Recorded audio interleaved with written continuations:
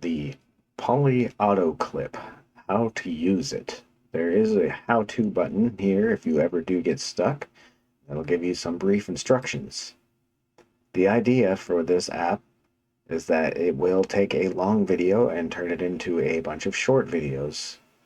If you're ever having a hard time with it detecting what's going on your video, you can switch the profile here based on the type of video it is.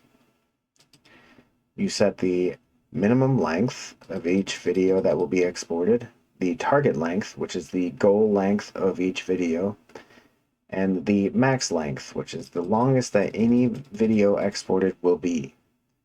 Set the max clips to export, which is the maximum amount of clips that will be exported. The scene thresh determines where and when there are cuts made in the video in order to make each individual short clip. Turn this up or down based on the amount of videos you are having exported. If it's not enough, turn it down. If it's too many, turn it up. The dialogue detector is specifically looking for dialogue throughout your video. That means you talking on camera or voice recorded audio. Turn this up or down based on the needs of that video. With that in mind, there is also the sound gate, which is looking for audio spikes based on your voice within the video. Again, turn this up or down based on the amount of output you are or are not getting.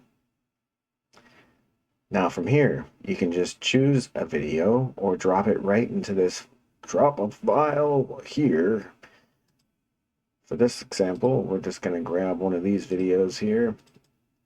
And then the browse will determine where your exported folder will be. And it will export a folder that looks something like this with the same title as the video itself. This makes it easy to organize or do batch edits depending on what you're after.